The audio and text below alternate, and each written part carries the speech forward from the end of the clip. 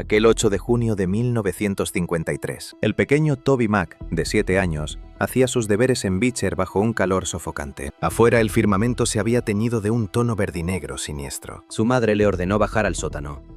Toby dudó.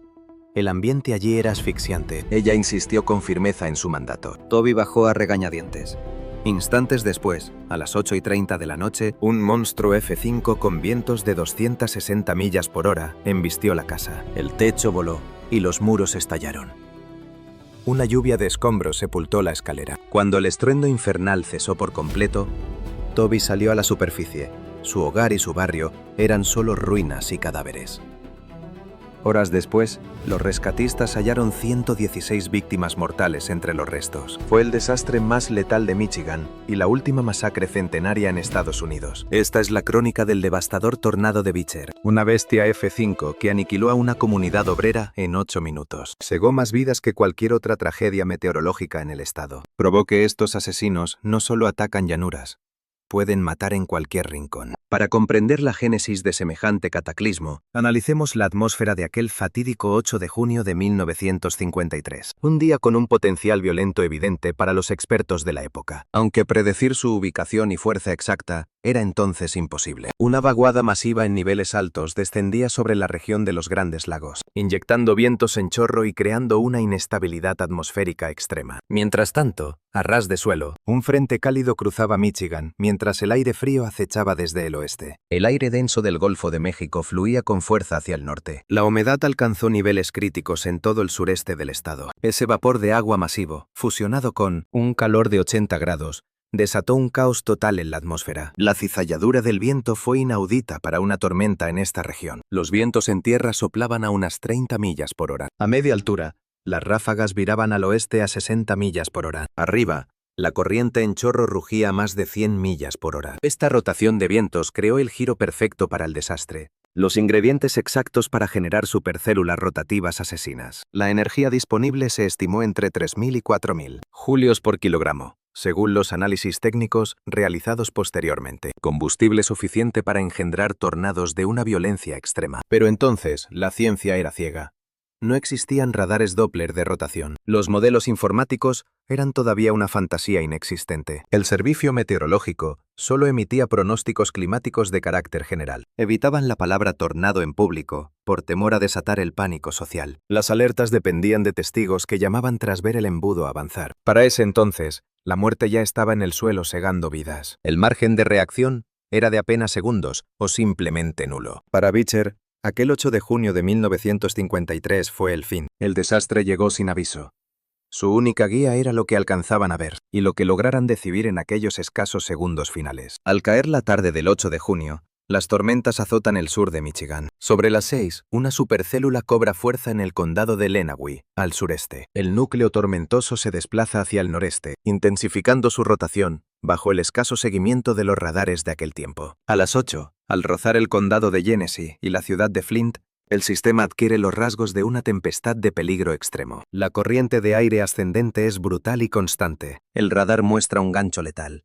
Desde el campo, informan de un inmenso embudo oscuro que avanza veloz hacia el noreste. A las 8:30, el tornado impacta cerca de Coldwater Road, cerca de Beecher. Inicia con fuerza F2, destrozando granjas y hogares rurales a su paso. Los árboles estallan y los establos quedan reducidos a astillas. El tornado se vuelve una bestia mientras enfila directamente hacia Beecher. En apenas 120 segundos, el embudo se torna una cuña de 800 metros con vientos de F5. La columna de condensación es de un gris plomizo, casi negra, envuelta en cortinas de lluvia y escombros. Bajo la luz agónica del crepúsculo, el tornado resulta casi imposible de distinguir. Muchos no perciben la amenaza hasta que la tienen prácticamente encima. Beecher es un enclave obrero situado justo al norte de Flint. Con 7.000 habitantes, en 1953, muchos trabajan en automoción. Es el momento cumbre de la industria estadounidense, con Flint rebosante de fábricas de General Motors.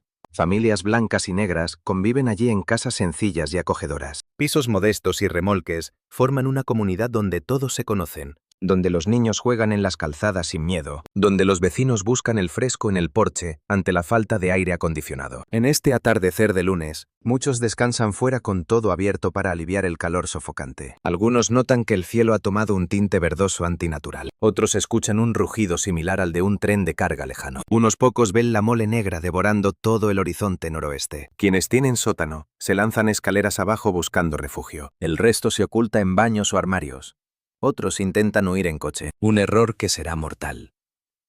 La mayoría solo dispone de segundos. A las 8:32, el tornado arrasa Beecher con potencia F5. El exterminio es absoluto y fulminante. Viviendas robustas son arrancadas de cuajo de sus propios cimientos. Los pernos saltan y los restos se pulverizan a cientos de metros. El vórtice se mueve a unos 72 kilómetros por hora. Avanza rápido, pero se ensaña con Beecher durante casi 8 agónicos minutos. Con más de 1 kilómetro de ancho, el torbellino engulle vecindarios enteros. La zona de la autopista Dort queda borrada del mapa. El eje comercial y residencial de Beecher ha sido borrado. Los negocios son escombros. Una bolera estalla esparciendo maquinaria por la calzada. Una farmacia colapsa matando a todos los que estaban dentro. El Beecher Dairy Bar, punto de encuentro familiar, ha sido arrasado. Mueren clientes y empleados. Las casas de la autopista Dort desaparecen. Donde antes había hogares, ahora solo quedan cimientos y desperdicios. En los barrios tras la autopista Dort, el desastre es absoluto. La huella del tornado abarca casi 3/4 de milla. Su rastro de destrucción recorre 4 millas en Beecher. En este corredor, más de 300 viviendas han sido demolidas. Casas barridas. El nivel fuerza 5 solo deja losas vacías. Árboles caídos, pelados de sus ramas y arrancados de cuajo. El viento lanza vehículos.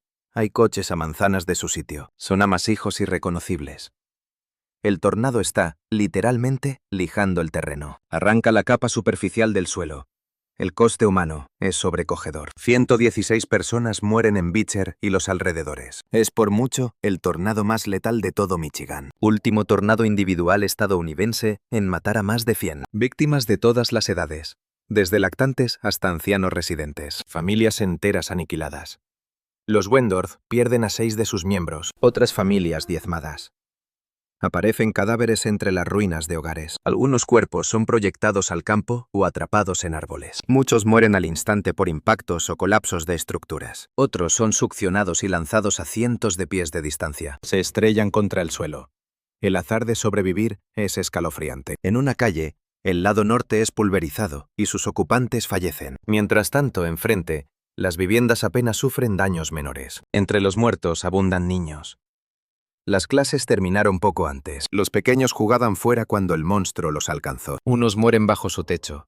Otros son cazados a la intemperie. La comunidad de Beecher ha perdido a toda una generación. Compañeros de juegos y amigos mueren en cuestión de minutos. El trauma psicológico en los niños que presenciaron el horror es incalculable. Ver morir a amigos y hermanos es una herida imborrable. La destrucción se expande más allá de la trayectoria directa. Restos de casas, coches y madera se transforman en metralla. Esto provoca heridas y destrozos fuera del epicentro del desastre. Simples tablones son lanzas capaces de atravesar muros y empalar. Las chapas metálicas de los tejados se vuelven guillotinas volantes. Cristales estallando en miles de proyectiles cortantes y peligrosos. Ráfagas tan potentes que lanzan los restos a altitudes inverosímiles. Se hallan pertenencias de Beecher a decenas de millas de distancia. Aparecen cheques, fotografías familiares y documentos entre el lodo. Estos retazos de vidas rotas serán devueltos a los supervivientes. Hacia las 8:40 de la noche, el tornado sale. 8 minutos han bastado para que el desastre absoluto mutile a la comunidad. No obstante,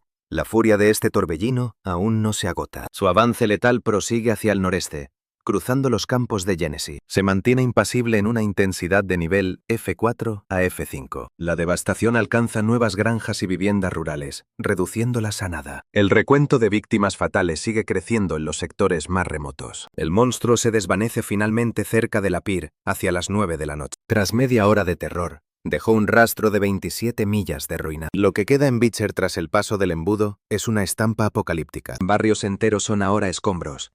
La geografía misma ha sido borrada, sin puntos de referencia ni calles transitables. El caos impera bajo los desechos. Entre cables eléctricos caídos y fugas de gas, el riesgo de incendio es crítico. El aire apesta a combustible, madera astillada y tierra removida por la violencia. Sombras humanas deambulan entre las ruinas gritando nombres que nadie responde. Buscan heridos entre la nada, intentando asimilar una tragedia que carece de lógica. Algunos han quedado petrificados, sumidos en un estado de choque profundo. Observan al vacío, justo donde sus hogares se alzaban hace apenas minutos. Otros escarban el cascajo desesperadamente, mientras el despliegue de emergencia arranca. Los cuerpos de bomberos y policía de Flint se lanzan de inmediato al epicentro. Ambulancias de todo Genesee fluyen hacia Beecher. Se activa a la Guardia Nacional. La Cruz Roja levanta refugios provisionales para los que lo han perdido todo. La magnitud del desastre desborda los recursos iniciales.